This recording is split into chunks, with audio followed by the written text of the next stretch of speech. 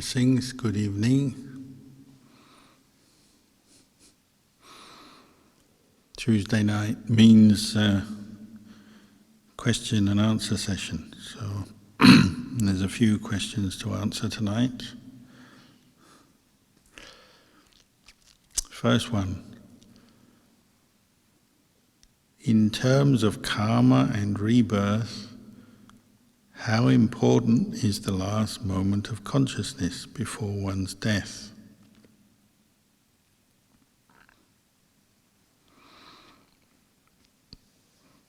This seems to be a commonly asked question by particularly Buddhists. I'd like to ask this.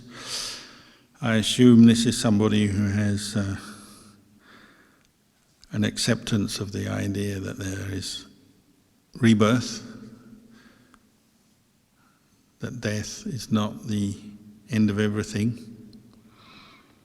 So then, of course, we want to make sure that next life we're in a good place.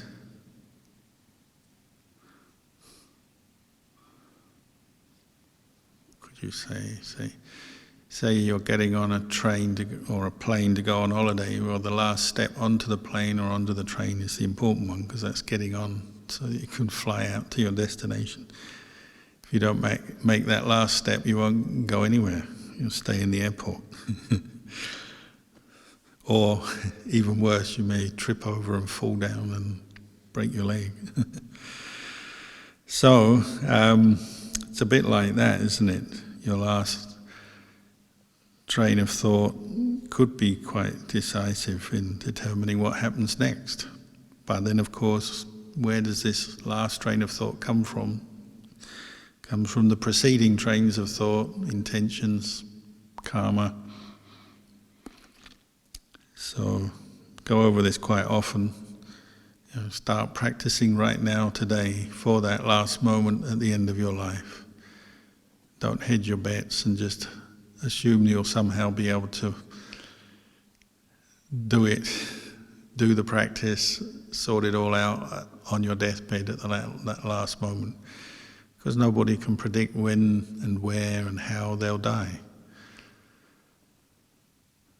You could go on statistics and say, well, the most likely is I'll die of old age, lying in bed at home or in hospital, but there's no guarantee on that. And whether you'll die conscious or not, many people are unconscious by the time they get close to death.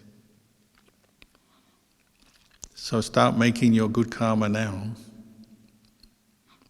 training your mind, educating your mind in skillful means, skillful ways, skillful intention that we put into practice through body, speech and mind, or actions, speech and mental karma. Start now so that you're ready for that last moment.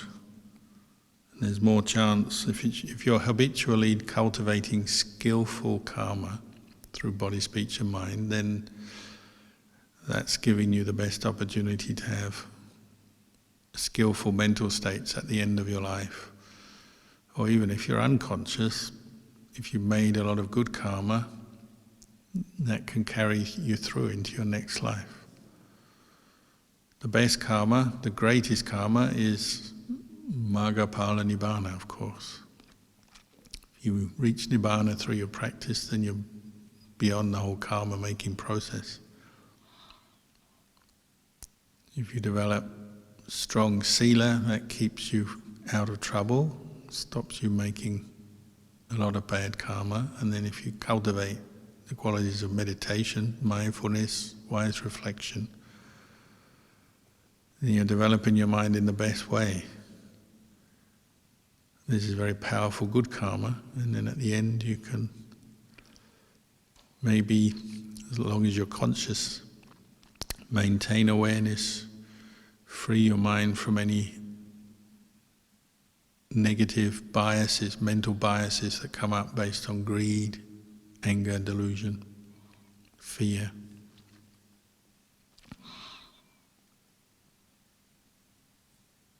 To abandon greed, anger, delusion and fear, you need mindfulness. You need to be able to observe and look at your mind and recognize that by clinging to greed, anger, delusion, fear, you're suffering. And you're creating the causes for more sufferings. You have to practice letting go of clinging. You practice that now, and then you'll be better at it as you get older. And even if the body is weak, ill, with age, with sickness, with injury, the mind, if it's well trained, can go beyond that. And I've had the privilege of particularly meeting with, even occasionally looking after old sick monks close to their death, and observing very beautiful deaths where people have practiced the Dhamma through their life. They have faith, you might say,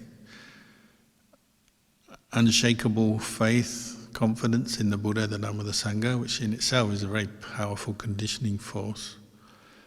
And they've practiced great patience, endurance through their life. They've practiced mindfulness and awareness, and they reflect on the Dhamma regularly, so they're letting go of clinging, letting go of the causes of suffering from their heart and mind. So there's not much visible or obvious suffering at the end of their life. Their mind is in a good state. And that's the best guarantee of a good rebirth. If you haven't reached Nibbana yet, at least a good rebirth. What is rebirth? It's the arising of consciousness based on previous karma. The body doesn't get reborn, body goes back to the earth, as we know. We have a cremation. Not much left to be reborn if you cremate this body into ashes. Even if you bury it, the worms get it, the bugs get it, the bacteria get it. You can't take anything material with you, so you take your karma with you. Consciousness is a conditioned thing, arising and ceasing into its next existence, as long as there's still attachment. So best to lay the foundation for a good rebirth. Keep precepts, cultivate mindfulness and insight, let go of greed, anger and delusion. Ideally let go of the delusion of self, so there's no attachment. A monk I knew died a few years ago who had good meditation, you might say. He was very adept at entering states of samadhi. When he died, they say he was reborn in a Brahma realm. Very blissful rebirth. If you're an anagami, non-returner, then reborn in a Brahma realm, and then you just never come back. It's called a non-returner, meaning no longer return to the human realm, reborn into that realm, then eventually practice insight, free the mind from the subtlest sense of self and conceit, and attain Nibbana in that realm. At the very least, Brahma realm, great bliss, great peace of mind based on samadhi that one has practiced and developed. Many people cultivate the qualities of a deva, good morality, meditation as well, and reborn as a deva. Many people come back eventually as a human. The qualities of a human are particularly based around the 5 precepts. So if you can keep the 5 precepts this life, that's a good cause for future human rebirth. If you don't keep the 5 precepts, everything is a bit uncertain. If you fall into a lot of angry, selfish, aggressive, violent states of mind that lead you to make bad karma, well, it's hard to determine what's going to happen next, but it probably won't be so wholesome. So keep practicing. And because we don't know when will be the last moment of our life, we treat this very moment as the last moment of your life and keep doing that. Keep your awareness, keep your mind free from unskillful dhammas.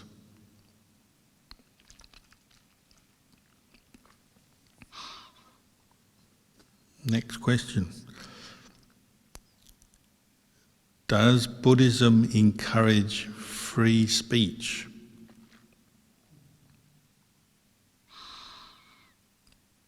Well, I guess you would say Buddhism, or the Buddhist path, the Buddhist teachings, encourage right speech.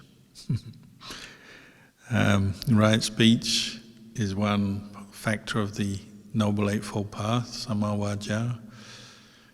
And that includes speech that is true, honest, not lying, not divisive, so not setting people apart, causing conflict. Speech that is not harsh, not abusing other people through your speech, not swearing, taking your anger out, say, on others, or putting others down, bullying others through your speech.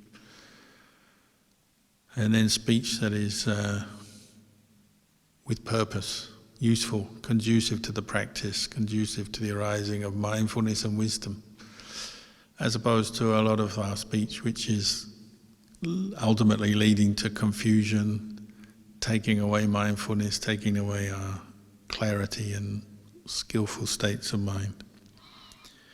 So Buddhism encourages right speech, skillful speech, but like so many things in the world, Buddhism doesn't control the world and other people. If you're a Buddhist, say, someone else has what we might call a wrong view, a very harmful view, encouraging hate or division between people, and they speak that out, well, that's their choice, and they'll have to deal with the consequences of that. If that person is close to you, maybe you can influence them, encourage them to speak that which is honest, kind, and so on.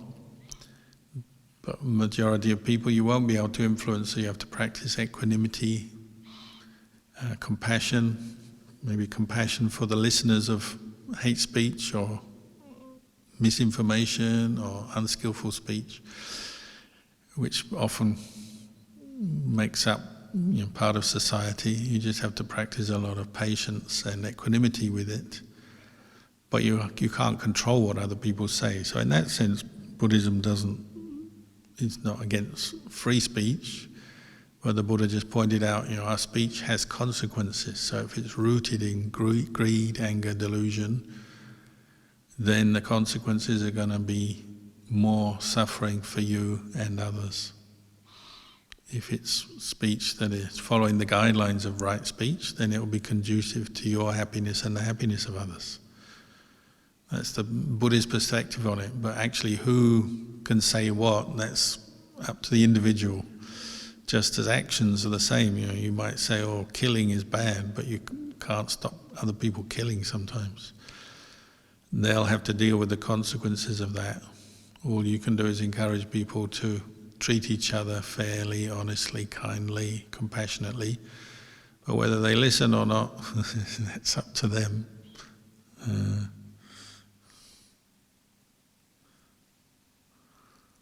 Sometimes we have to protect ourselves, so listening to good Dhamma is part of the practice as well. Listening to good Dhamma is part of free speech in the sense good Dhamma is available in the world. We can promote it, listen to it, make use of it.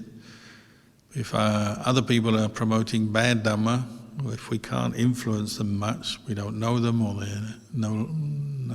they won't listen to us, we have to just let go, practice equanimity. And as we know nowadays, with the proliferation of internet technology, there's a lot of different kinds of speech out there, some true, some not, some helpful, some not. So you have to learn how to manage that situation. Maybe limit your own the amount of speech, full speech,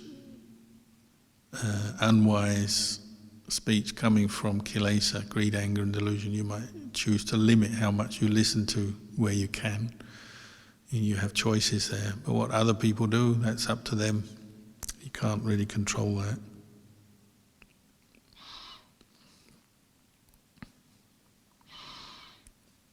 Another question. Practicing Dhamma seems so difficult because my life is so busy. Can you recommend anything?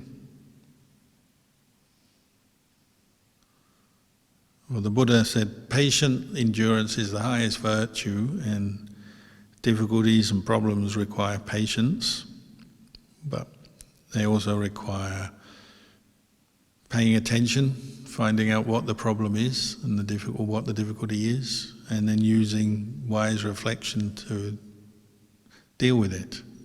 Apply some wisdom as well as the patience, as well as the mindfulness to the problem.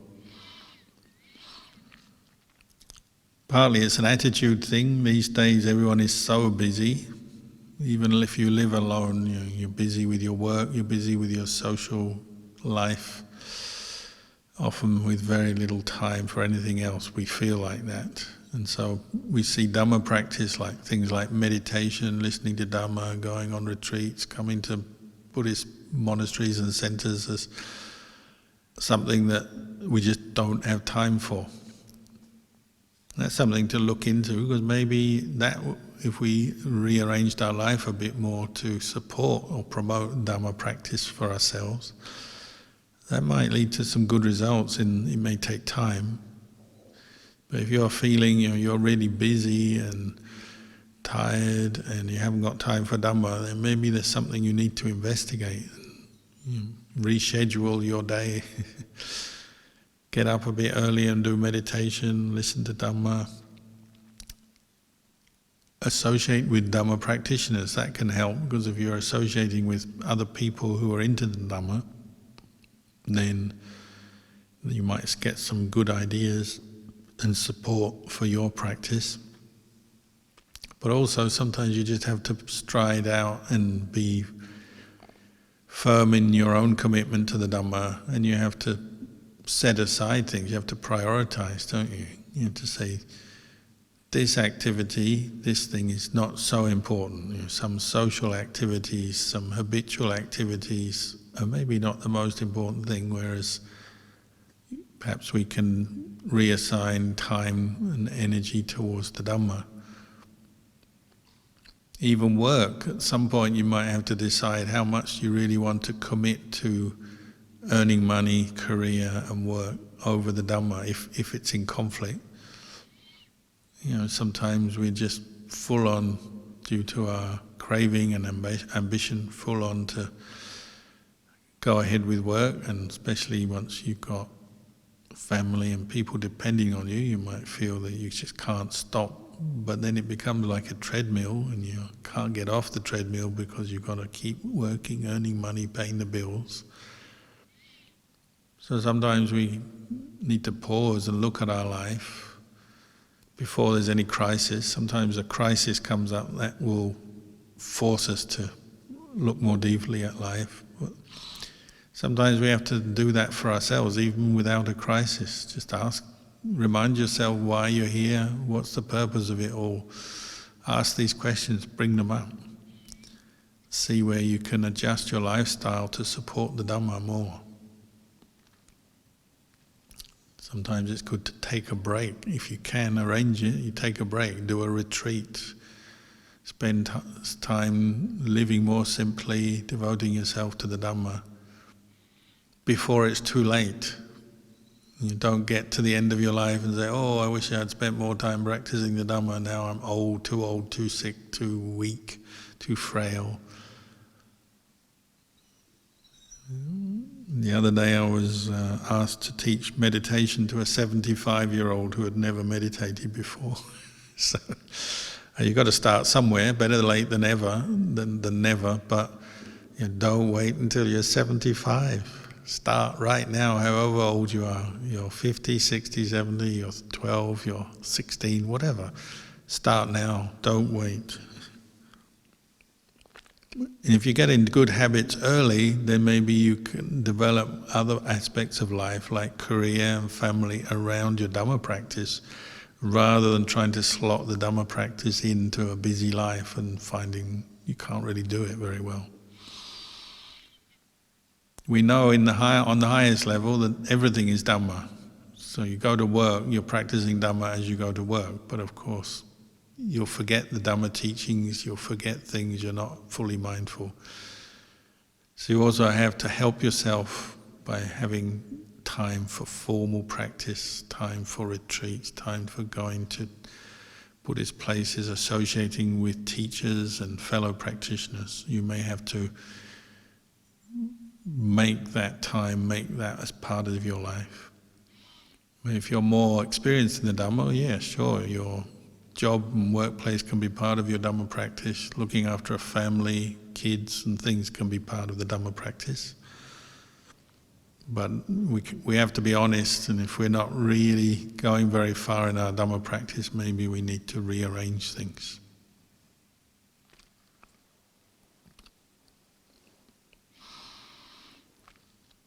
There's another question. When should we contemplate in meditation, and what should we contemplate? Perennial question, this one. Ajahn Chah's simple answer was, when you're peaceful enough to contemplate. Your contemplation implies reflecting on, meditating on, reflecting on truth, one aspect of the truth.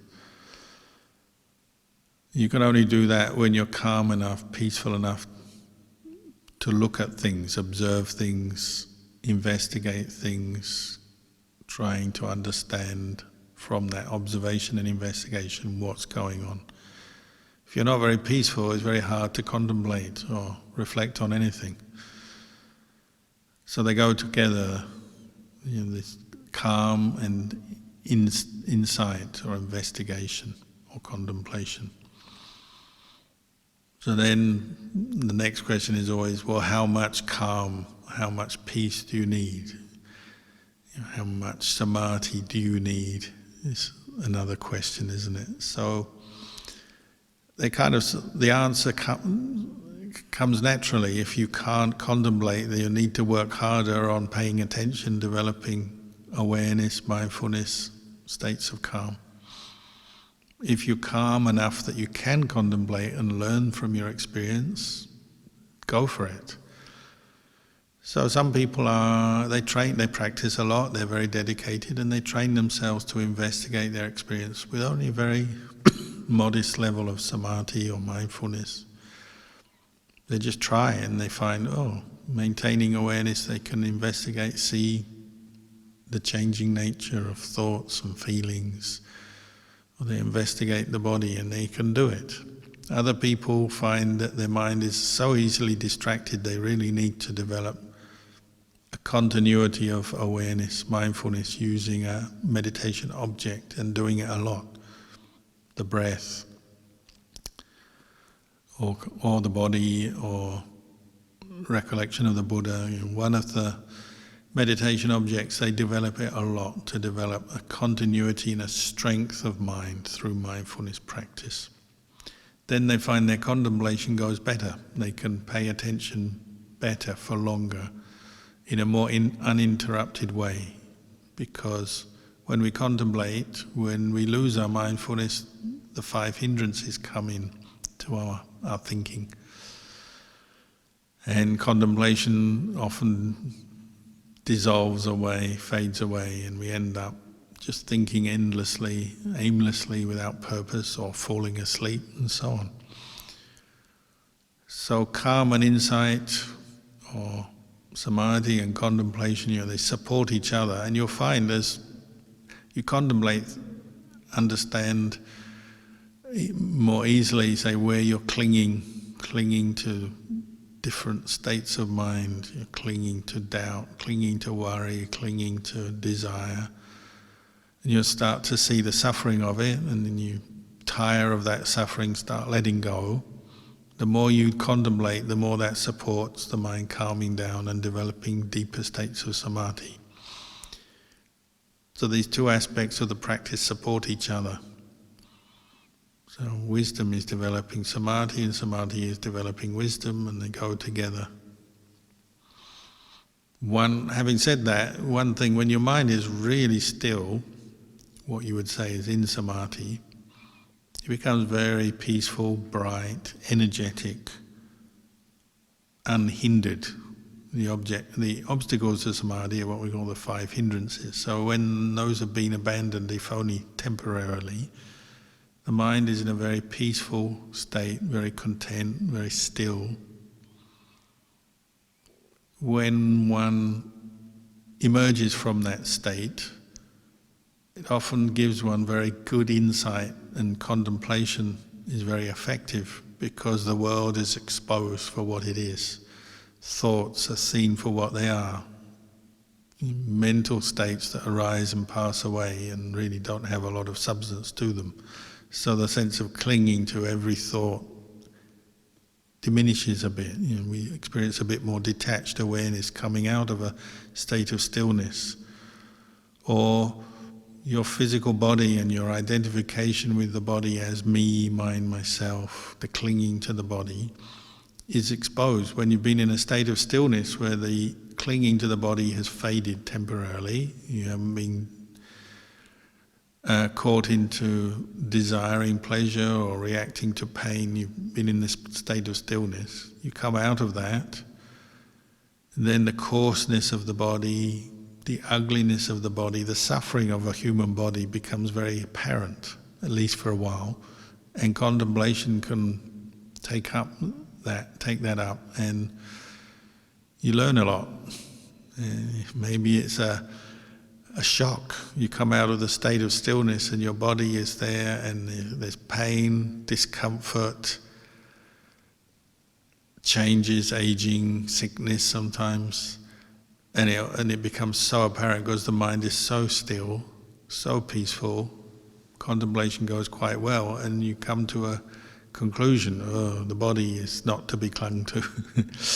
Same with thought, same with feeling. Feelings of pleasure and pain are seen in their true light. They're impermanent.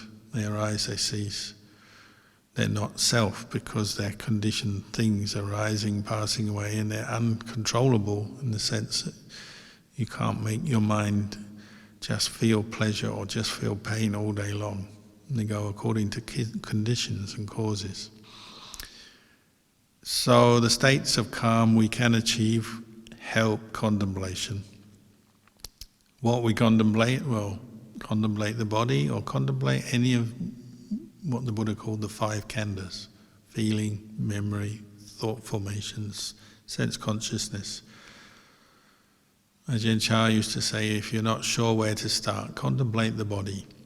Because you see it every day, you sense it, you can feel it, sense it, and observe it, and maybe ask simple questions. Just like now we chanted the Anatta Lakkhana Sutta, where the Buddha is encouraging you to ask questions as part of your contemplation. Is this body permanent or impermanent? Does it belong to me? Is it a self or is it not self? Is it to be clung to or not? These kind of questions, when your mind is relatively calm and you're paying attention, they often give very good answers. Meaningful answers arise. And it's not just thinking. Some contemplation does involve a certain amount of thinking, of course, but often it's just observing, knowing, observing. Oh, it's like this. And the mind doesn't need to think a lot. When it sees something or recognizes a truth, there's not a lot of thought involved. It's just, oh, it's like that. This is the way it is. It's like this. It's a reflection. Sometimes just a recognition of something you've seen before or been aware of before. Sometimes it's just clear knowing of the way things are. For contemplation, we can also continue in many different areas of practice and life. We contemplate what is wholesome, what is unwholesome, or what is skillful and unskillful in our thinking and in our actions. It's a very normal, frequent kind of contemplation we bring up. You don't have to be meditating to do that. You do something and you reflect, oh, was that good or not? What are the results of what I've just said and done? Speech, actions. We can contemplate every day, at any time. Often we do, but we're not doing it in a very meditative way. We're just sort of reacting. Oh, I shouldn't have said that, or I shouldn't have done that. We often react, and we might think that's contemplation, but often it's just reacting, and that causes more stress for the mind, doesn't it? When you're not guiding your reaction, or your reaction is not coming from mindfulness and wise reflection, it often reinforces suffering. So you're angry, and then you get angry because you are angry, or you become disappointed with yourself, and you have this clinging to the idea of self straight away, so then you become caught into suffering. You get what you want, maybe it boosts your sense of self. Oh, I got what I want, I'm really good. You don't get what you want, you're disappointed, so I'm hopeless, I'm a failure. When there's not much awareness and not much investigation, the sense of self arises in our experience all the time, whatever's going on, and you'll see where there's a clinging to self, there's suffering. That's one avenue of contemplation, and you can do that at any time. See where you're clinging to the idea of self in your experience, reacting, and where suffering is coming, and observe that, look into that. And sometimes we have to learn to let things be, accept things, see the impermanent changing nature of our experience. There's many things we contemplate. The idea is to loosen the clinging in an experience so that your mind experiences more peace, more letting go. And the main purpose of contemplation is to give you wisdom or insight, and true insight doesn't disappear. It's still part of the conditioning process, you could say, but it's changing your mind for the better. It's a learning, isn't it? It's an education of the mind, it's learning. And some of that knowledge that you gain from insight, from contemplation, will stick. So then you won't fall into the same delusions and the same areas of suffering again and again, maybe, or not so often, not so much, because you're learning. It's like getting burnt when you're a kid. Once you burnt once, you don't touch fire again, or things that are very hot, they're going to cause you pain, so you avoid them. If you've seen clinging to a certain mood with a sense of self brings you pain, and then when you let go, you're free, you're peaceful, you're happier, you've seen that, then you can repeat that, and the insight will stay and sort of watch over the mind more, and maybe get deeper and clearer as you go.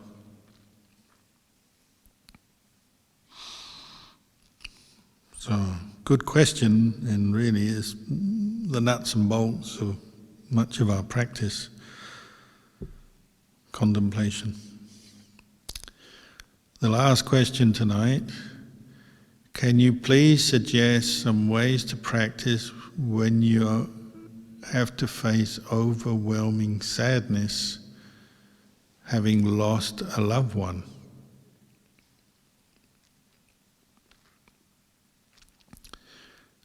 Well, again, a good starting point is being patient with whatever the situation is. You've lost someone, be patient with the feelings that arise. The feelings of sadness, depression, disappointment, sometimes anguish, sometimes guilt, should have done more, should have done things different, etc. Patience is a good starting point. Patience, so you're accepting what's happened, and you're trying to be patient with whatever's coming up, as opposed to just reacting and getting lost in the reaction.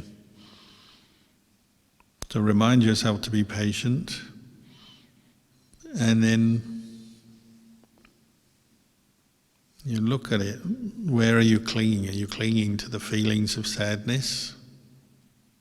To try and teach yourself, what am I doing here? I'm clinging to this sadness. Well, what's going on? Well, sadness comes from not getting what you want or getting what you don't want, doesn't it? You don't want this person to have separated from you. You want them to be here. You would be happy if they were here, but they're no longer here, so you're unhappy, you're sad. So at some point you've got to come to an acceptance that this reality has happened. The person you loved, associated with, is gone.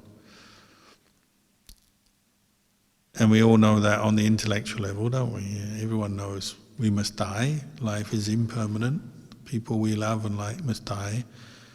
But on the gut level, the heart level, it's different. Maybe the heart hasn't caught up with the mind, the intellectual understanding yet. So I was talking about this earlier. When someone you're close to dies, it's like a bit of you is wrenched out. Literally, it can have a feeling like somebody's pulling something out of your heart. Because your mind, consciousness, and that person have been so linked for so long, there is a lot of clinging there. We have to be honest here and say, well, this is an attachment, this is coming from delusion. If you weren't deluded, you would know from day one that this person you love will die, and you would accept it. But because we carry on with a lot of delusion, we form attachments, loves, hates. So when the final event happens, they're gone. There's a literally, it can feel like your legs are being pulled out from under you. You know, we stand up straight on this earth. Most people do, unless you've got leg problems or something, or you're asleep. When you're normally speaking, we stand up straight. Part of that standing up straight is a physical thing, obviously, but it's also a mental thing. So if somebody dies on you that you love, you're attached to it, it's like part of you is pulled away. It literally can be an experience like your legs are pulled from under you. You've got no strength. And so, you see it in movies or whatever, people fall to the ground when they hear the news that their loved one has gone. It can be that impactful. It can make such an impact on you. But it's mostly mental. It's not the body. The body is the same old body, isn't it? It's the mind that is impacted.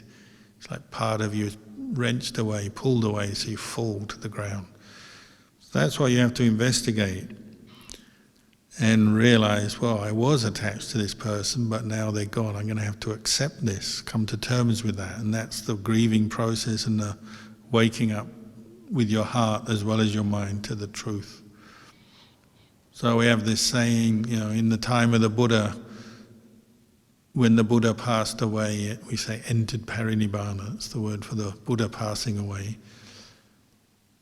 The arahants were calm, equanimous, because they knew it's inevitable the Buddha must die. And they're ready for it. They've contemplated it, and they're ready for it. They know the impermanence of a human body, even the Buddha's body. The Sotapannas, the people who reach the first stage of enlightenment, they might shed a little tear, and they have a feeling of sadness, because they're still a little bit attached to their body, to the Buddha. So there is some movement of mind, there's some sadness there. But they contemplate it as impermanent, as not self. Their vipassana is ongoing. So they cope with it. The unenlightened monks might be there wailing their head off, crying, very sad. The shameless monks were going, no one's going to be bossing us around anymore, telling us where we're going wrong in our practice. There's actually a little bit of probably hidden glee. Like when you get out of school, I'm never going to have this teacher telling me what to do again. But it's a defilement, another kind of reaction. But we have our reactions. People had their reactions to the Buddha, but the ones who are well developed, mature in their practice, they're calm because they know this is the truth. They're calm on the level of the intellect, but also on the level of the emotions and the mind. Some who are somewhat advanced, well, they have some emotional sadness, but they cope with it, let go of it. Others may be very sad for a long time, maybe some people, maybe the Buddha dies and they just give up practicing altogether. They just lose all their impetus. You could imagine that happening. And the same in lay life. Your loved one dies, maybe you just become caught into depression and sit there and just can't do anything. It happens. But really we've got to reflect on the Dhamma of impermanence, which is why the monks chant, Sabbe Sankhara Anicca at funerals, reminding everything that all conditioned things arise, pass away.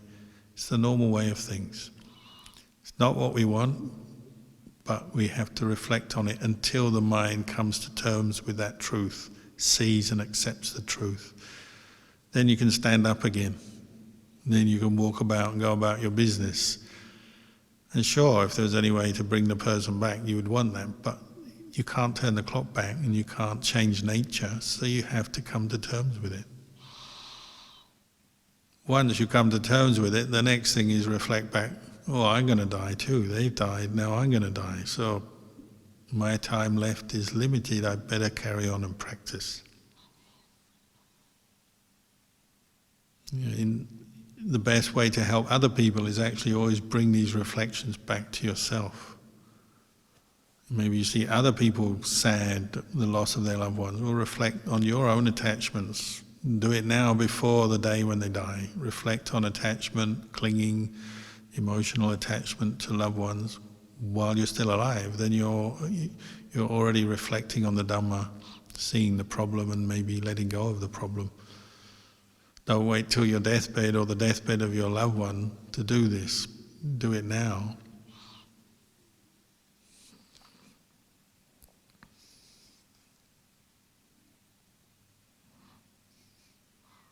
So maybe that's enough for tonight, and we can always talk again next time.